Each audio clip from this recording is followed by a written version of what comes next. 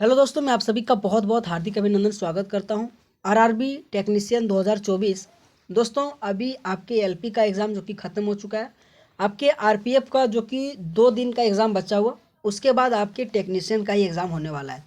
तो दोस्तों, आपके एलपी और आरपीएफ के जितने भी हमको इम्पोर्टेंट क्वेश्चन लगा आपके लिए, आपके आरआरबी टेक्नीशियन के लिए मैंने लाया हूँ दोस्तों। तो देखिए आज का किस प्रकार से क्वेश्चन आपके लिए है, जो कि लगभग करीब 30 क्वेश्चन है। तो दोस्तों, टाइम को वेस्ट ना करते हुए पहला क्वेश्चन मैं लाता हूँ, है ना। लेकिन दोस्तों, अगर आपको वीडियो अच्छा लगा ना तो हमारे इस चैनल को आप जरूर सब्सक्राइब कीजिएगा, है ना। तो देखिए दोस्त, पहला क्वेश्चन है कि पिट्टी द्वीप जो कि पक्षी अभयारण्य भारत के किस राज्य में स्थित है। तो ये पूछे तो लक्षद्वीप आ जाएगा।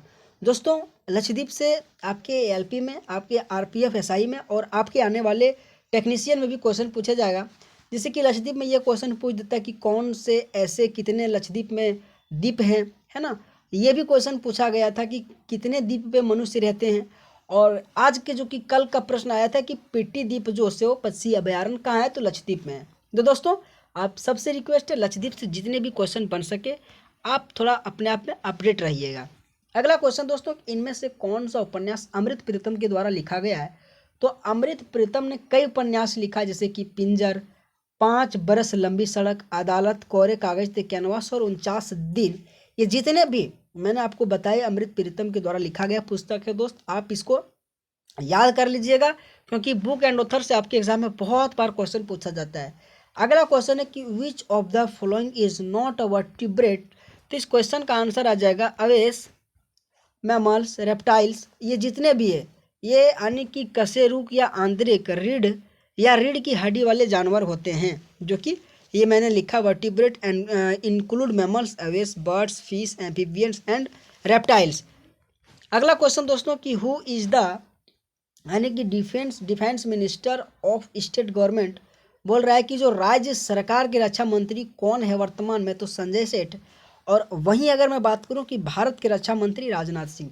दोस्तों, अभी जितने भी एग्ज़ाम जो कि एमटीएस से लेकर मैं बात करूं तो एमटीएस, एएलपी, आरपीएफ, एसआई, उसमें से वर्तमान में कौन कौन क्या है, जो कि 2024 में जितने भी नियुक्तियां हुआ उनसे क्वेश्चन बहुत भर भर के पूछा गया। तो आप सबसे रिक्वेस्ट है, आने वाले आपके टेक्नीशियन के लिए भी बहुत इंपॉर्टेंट बनेगा, तो आप भी पढ़ के जाइएगा।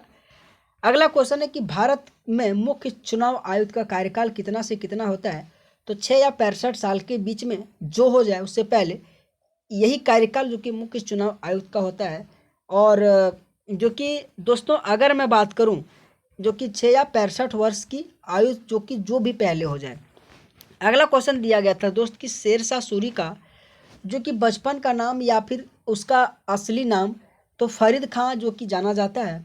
और ये शेर शाह सूरी 1540 से 45 के बीच में अपने 5 साल के शासन के दौरान उन्होंने नई नगरीय और सैन्य प्रशासन की स्थापना की। पहला रुपया भी जारी करवाया था। दोस्तों, हुमायूं को ये हराकर जो कि 1540 में कन्नौज और बिलग्राम युद्ध, जिसके बाद इन्होंने अपना सत्ता को हासिल किया था। और शेर शाह सूरी या फिर मुगल काल, उनसे भी क्वेश्चन आपके एग्जाम में बहुत बार पूछा जाता है। अगला क्वेश्चन दोस्तों कि राष्ट्रीय महिला आयोग का गठन कब किया गया था। तो 31 जनवरी 1992 को राष्ट्रीय महिला आयोग का गठन। वहीं बात करें तो भारत सरकार का एक वैधानिक निकाय है जो आमतौर पर महिलाओं को प्रभावित करने वाले सभी नीतिगत मामलों पर सरकार को सलाह देने से संबंधित है। और इसकी स्थापना में बात करूं तो 31 जनवरी 1992 को और 1990 में राष्ट्रीय महिला आयोग का अधिनियम पारित किया गया था। अगर बात किया जाए राष्ट्रीय महिला आयोग का अधिनियम तो 1990 में, और गठन की मैं बात करूं तो 31 जनवरी 1992 को किया गया था। दोस्तों, अगला क्वेश्चन एक क्वेश्चन आया था कि ताली कोटा की लड़ाई कब लड़ी गई थी। तो 1565 ईस्वी में ताली कोटा की लड़ाई किया गया था। ठीक है दोस्तों, आरपीएफ जो एसआई आपके एग्जाम हुआ था ना, उन्हीं से संबंधित क्वेश्चन आपके एग्जाम में बन सकता है, आने वाले शिफ्टों में उसी लेवल के साथ बन सकता है। तो वैसा ही क्वेश्चन जो आरपीएफ में पूछा गया वैसे ही आने वाले टेक्नीशियन में भी पूछा जाएगा, है ना। तो ऐसे ही क्वेश्चन जो कि कल के पेपर में पूछा गया था, तो मुझे उम्मीद है हमारे दोस्तों जो भी टेक्नीशियन की तैयारी कर रहे हैं उनके भी एग्जाम में ऐसे ही प्रश्न पूछा जाएगा। दोस्तों, तालीकोटा की लड़ाई को बनहट्टी की लड़ाई भी कहा जाता है, राक्षस तांगड़ी का भी युद्ध कहा जाता है। और यह 23 जनवरी 1565 को विजयनगर साम्राज्य और डेक्कन संतलन के गठबंधन के बीच लड़ी गई थी। और इसी युद्ध के कारण से विजयनगर साम्राज्य का भी पतन हुआ था दोस्तों। और विजयनगर साम्राज्य जो कि उसमें से अगर पूछे तो संगम, सालु, तुलु, अरविड़ु वंश, ये 4 जो कि वंश शासन किए थे, उनसे संबंधित यानी कि राजा और उनसे संबंधित कार्यकाल, ये भी आपके एग्जाम में क्वेश्चन पूछा जाता है। दोस्तों नीति निर्देशक सिद्धांत से क्वेश्चन आपके एग्जाम में पूछ सकता है कि हमारे राज्य नीति निर्देशक सिद्धांत हमारे संविधान के भाग 4 अनुच्छेद 36 से 51 में राज्य के नीति निर्देशक सिद्धांत से संबंधित है। इसमें समान नागरिक संहिता का कार्यान्वयन, अस्पृश्यता का उन्मूलन और किसी भी रूप में इसके अभ्यास पर रोक तथा महिलाओं के पर कानूनी अक्षमताओं को हटाना आदि शामिल है। दोस्तों अगर मैं बोलूँ डीपीएसपी राजनीति निर्देशक सिद्धांत ये किस देश के संविधान से लाया गया, तो आयरलैंड के संविधान से। और वहीं मैं बात करूं कि आयरलैंड के संविधान से कौन से आर्टिकल से लाया गया, तो 45 आर्टिकल से लाया गया। ये भी क्वेश्चन आपको याद रखना है।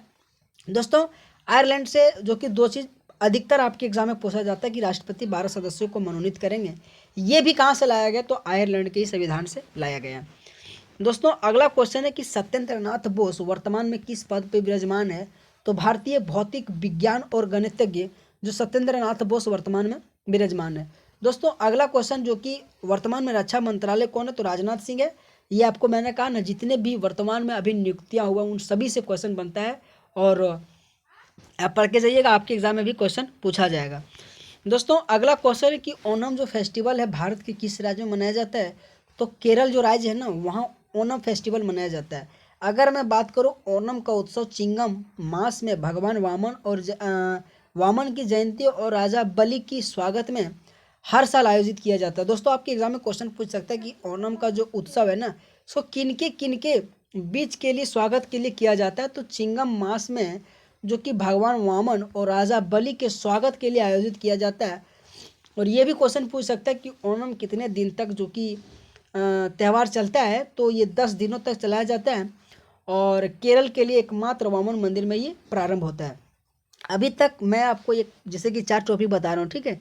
जैसे कि अभी तक फेस्टिवल और लोक नृत्य, शास्त्रीय नृत्य और जितने भी वाद्य यंत्र, ये 4 टॉपिक आप पढ़ के जाइएगा दोस्तों, आपके एग्जाम में क्वेश्चन पूछा जाएगा। सुप्रीम कोर्ट का जज रिटायर कब होता है, 6 या 65 साल। बोला है कि संविधान के अनुच्छेद 124 में कहा गया कि भारत का एक उच्चतम न्यायालय होगा। अगर वहीं मैं बात करूं दोस्तों कि अगर सुप्रीम कोर्ट के बारे में बोले कितने आर्टिकल में कहा गया, तो 124 में कहा गया। वहीं सुप्रीम कोर्ट का जज रिटायर कब होता है, तो 6 या 65 साल के बीच में रिटायर किया जाता है। दोस्तों अगर मैं बात करूं सुप्रीम कोर्ट और हाई कोर्ट जजों को हटाने की प्रक्रिया हमारे संविधान में किस देश के संविधान से लाया गया है, तो यूएसए के संविधान से लाया गया। ये भी आप याद रखिएगा। अगला क्वेश्चन है कि सुप्रीम कोर्ट का अवलोकन किस आर्टिकल में दिया गया है, 124 में कहा गया कि भारत का एक उच्चतम न्यायालय होगा। और 26 जनवरी 1950 को संविधान के लागू होने के साथ ही उच्चतम न्यायालय अस्तित्व में आया। ये भी आपको ध्यान रखना है। दोस्तों अगला क्वेश्चन है कि मुगल काल में जैसे कि बाबर से संबंधित या फिर मुगल काल से क्वेश्चन आपके आरपीएफ में पूछा गया था। अगर मैं बात करूं भारत में मुगलों का वंश का संस्थापक बाबर के द्वारा हुआ था। बाबर एवं उसके उत्तराधिकारी मुगल शासक तुर्क ए सुन्नी मुसलमान थे। बाबर एक मुगल शासक था जिसने भारत में मुगलों के शासन के साथ पद पारसी को धारण किया था। अगर मैं बात करूं तो 6 प्रमुख मुगल शासक हुआ था, बाबर, हुमायूं, अकबर, जहांगीर, शाहजहां और औरंगजेब। इन राजाओं के कार्यकाल, उनके संबंधित लड़ाई और उनसे संबंधित निर्माण आपके एग्जाम में भी पूछा जाता है। अगला क्वेश्चन दोस्तों कि सती प्रथा का अंत किसके द्वारा किया गया था, राजा राम मोहन राय के द्वारा सती प्रथा का अंत करवाया गया था। और ये इसमें सती प्रथा को किसको कहा जाता है, तो कुछ पुरातन भारतीय समुदाय में प्रचलित एक ऐसी धार्मिक प्रथा थी जिसमें किसी पुरुष की अगर मृत्यु हो जाता था ना, तो उसकी पत्नी को भी उसकी चिता पर जो कि जला दिया जाता था। इसी को सती प्रथा कहा जाता था। और सती प्रथा का अंत राजा राम मोहन राय जो कि लॉर्ड विलियम बेंटिक के सहायता से उन्होंने किया था। और 1829 में अंग्रेजों द्वारा भारत में से गैर कानूनी घोषित किए जाने के बाद सती प्रथा को समाप्त कर दिया गया।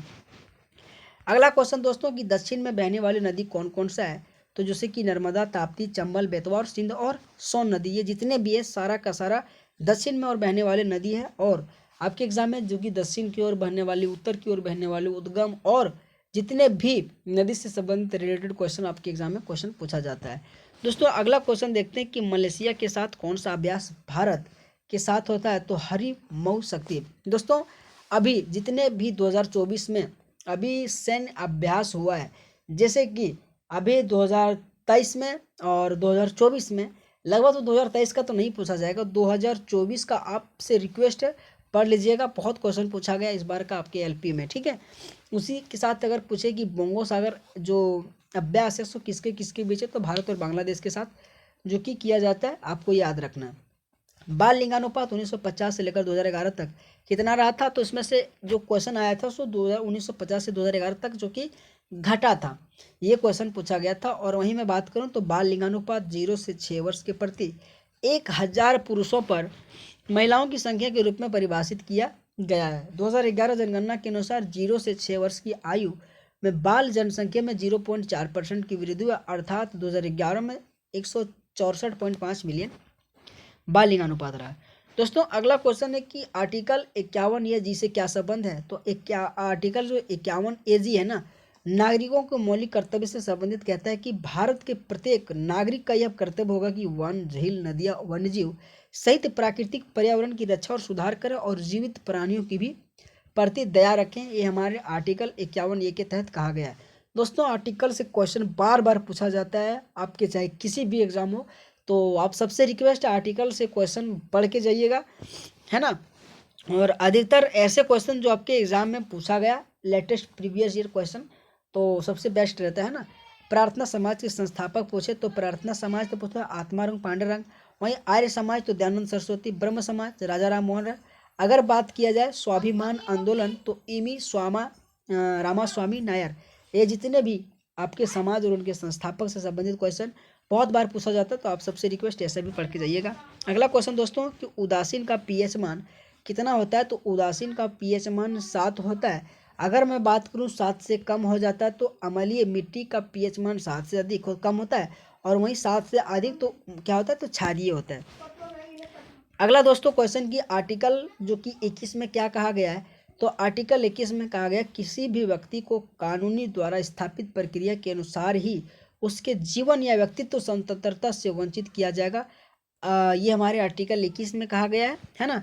और आपको ये याद रखना है। तो दोस्तों आपको कैसा क्लास लगा, आपके टेक्नीशियन के लिए कुछ मुझे इम्पोर्टेंट क्वेश्चन लगा कि मैं आपके साथ शेयर करूं।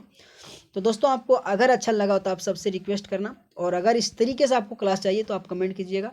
तो बहुत बहुत धन्यवाद दोस्तों, थैंक यू सो मच आप सभी।